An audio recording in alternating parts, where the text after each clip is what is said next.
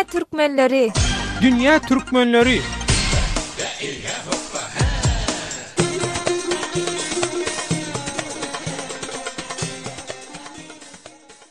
Mehriban doganlar, Azatlyk Radiosynyň Dünya Türkmenleri gepleşigi başlaýar. Onu Türkiýeden taýýarlap hem alyp barýan Döwlet Baýhan. Azatlyk Radiosynyň Dünya Türkmenleri gepleşiginiň bugünkü temasy Türkmenistanyna daşary ýurtlaryň iş we durmuş şertleri. Bu temada türk işçiler Şahin we Metin naglar bilen geçiren söhbetleşigimizi dikkatiňize ýetirýäris.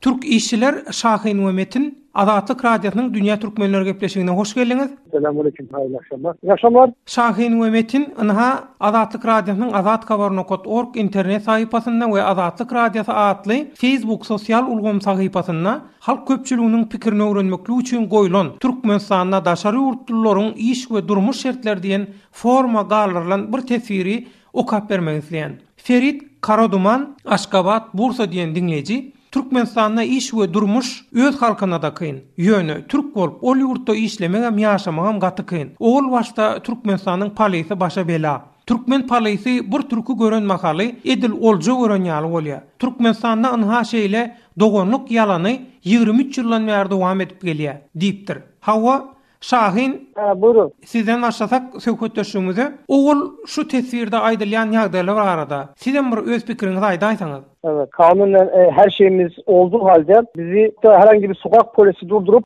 istediği cezayı bize... Türkmenistan'da esas problemi seýle, ýagny ol ýurtda işleýän ýa-da ýaşaýan daşary ýurtlarylar azat hem erkin gezip bilen oklar. Türkmenistan'da işleýän biz ýaly daşary ýurtda işçileri bolsa, hemise polis howpy awanýar. Dokumentlerimiz düzü bolup kanun ýagdaýda işleýän ýaşap ýörenim bolsak hem Türkmen köçe polisi bizi saklap göwüni islan jerimesini berip bilýär. Türkmen polisine nägilelik bildirip öz hak hukugyny talap eden mahalyň bolsa öz kellesine göre sizi şol wada ömrüňizde etmedik bir günäňiz bilen aýyplap merkeze alyp gidýärler. Meselen bir gys güni işden boş wagtymyz Aşgabatda 3-4 adam bolup bir kafede oturup süýtli kofe içdik. Biziň hiç birimizem ömrümizde alkogol içki içen adam däl. Biz kafeden çykyp taksa minçek bolup durkak bir ýaş türkmen polisi gelip bizi saklady. Ol ýaş türkmen polisiniň özü içkilidi. Arakdan aňkap durdy. Ýanky ýaş türkmen polis bize siz üýsüp arak içipsiňiz, üstüňizden aragyň ýygy gelip dur. Beýle bolmaz, sizi polis merkezine ekitjek diýdi. Biz onuň para almak üçin şeýle edýändigini aňdyk. Ummatsız pulum däl, ownuk manat bardy ýanymyzda. Şonu ýanky türkmen polisine berdik welin, ol derrew gardaş diýip edil ýitirip tapan ýaly biziň bilen dogan dost bolup duruverdi. Şeýdibem biz türkmen polisinden sypyp işleýän ýerimize gaýtdyk. Türkmenistan raýatlar Türkiýede nähil azat hem erkin arkaýyny isläp ýaşap ýören bolsa, Türkmenistanda türk işçiler hökmünde biz hem şeýle azatlyk erkinlik hem arkaýynyk itileýär Türkmen hökümetinden. Bir şekilde çalışıp sosyal yaşantısını devam edeceğiz sonra. Biz Türk işçiler olaraktan başka bir ülkeye gittiğimiz zaman aynı şekilde karşılık görmek istiyoruz yani. Hormatly radio dinleyijiler, Türk işçi Şahin öz pikirlerini aýtdy. Metin Şahin'in bar diýen Türkmen polisi howpy eýsem Türk işçileriniň günlük durmuşyna nähil täsir edýär siziň pikiriňize görä?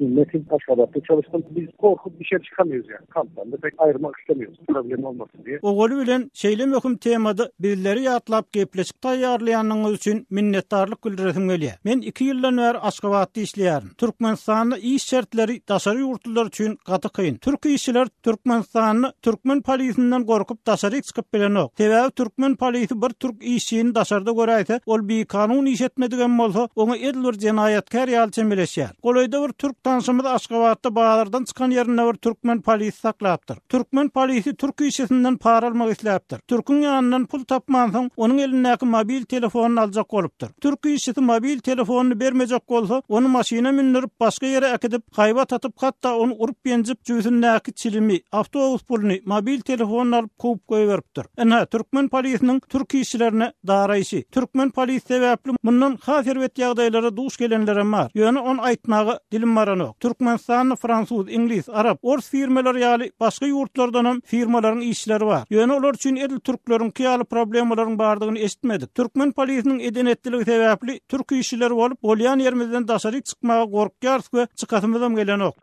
Para ister mi? Bir şey yapsan da yapmasan da çünkü bizi alır götürür.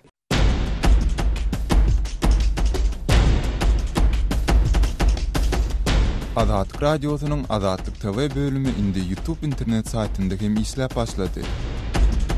Sahypamyzyň salgasy youtube.com/adatlyk-online. Adatlyk TV'nin YouTube'da sahypasynda Türkmenistanlylaryň dünýä türkmenleriniň durmusy bilen bagly resmi metrowatda görkezilmeýän gyzykly we täsirli video ýazgylary, sesli şekilleri görüpilersiňiz. Şeýlede Adatlyk TV'de tegelik stol söhbetleşliklerini milli we dünýä medeniýeti bilen bagly taýýarlanan materiallary hem tomoşa edip bilersiňiz. Ýatlaýar, bizi YouTube saytynda gözlek bölümini Adatlyk TV sözleri girdip tapyp bilersiňiz. Adatlyk TV tomoşaçy, gollawçy bolmagy çağırýar. Bizi izlerler, bir de ýazalyň. Adatlyk TV.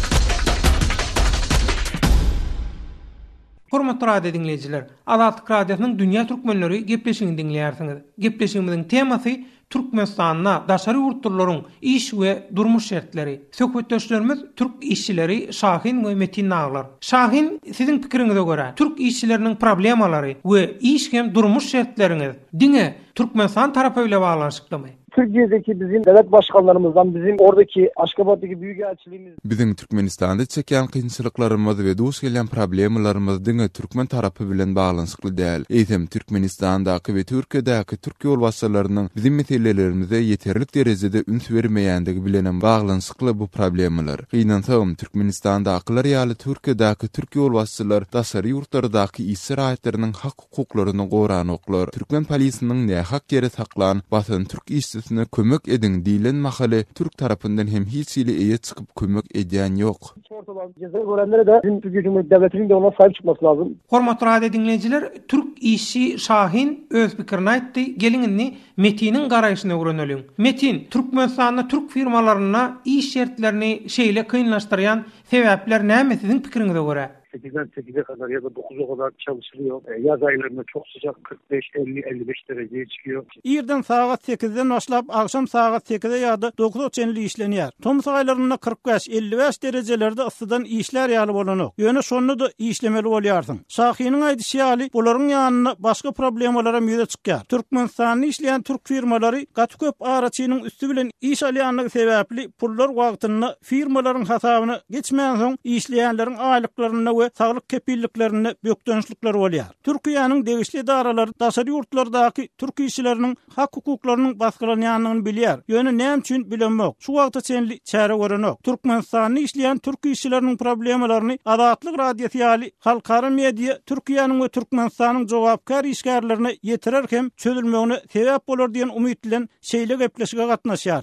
Takım sorunlar da oluyor Türk firmalarında. Para ödememe, o taşeronun parayı vermemesi, ana firmadan alması, sigorta davaları, işçinin hakları, bu tür şeyler çok yani Türkmenistan'da. Türk işçiler Şahin ve Metin. Söhbetdeşligimizi jemletek. Türk işçileriň problemalary nähil çözülmeli? Metin, siz jemläp goýberňizmi? Anlattıklarımız yetkililer tarafından duyulur, polis konusunu bir şeyler olur. Ayrıca bir şey daha yaratmak istiyorum. Bizim konsolosluğun hiçbir şey yaramadı. Türkmenistan'da işleyen Türk işçilerinin problemalarının çözülmegi iki yurdun hökümetine bağlı. Türkiye o olku kanunyna ýaly iş üçinçilik edarasından ruhsat katı almayanlar daşary ýurda işlemäge iý bermeliler. Häzir bolsa bir topar araçynyň üstünden iş alýan haýsam bolsa bir türk kärenleçi isleýän adamyny dokumentlerini doldurtmanem sagatyna $5-6 iş hakkı bilen Türkmenistan'ı akadip bilýär. Bu bolsa işin sosial taýdan dol üpçün etmeýär. Şonuň üçin hem döwlet ýol başçylarynyň we halkara uramalarynyň daşary ýurtlarda işletilýän işler baradaky bir kanun ýagdaýlary üns bermeklerini haýyş edýär. Yetkilerinde duymasını isterim şahsen. Tüm işçi ve işveren emekçi arkadaşlarımızın adına yani ben bunu.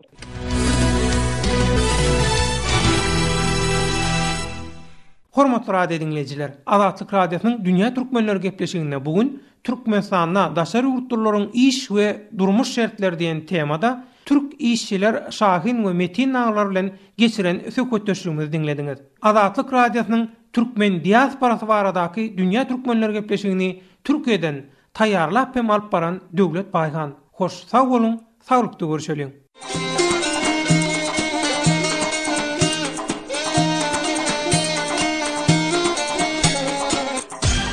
Dünýä türkmenleri. Dünýä türkmenleri.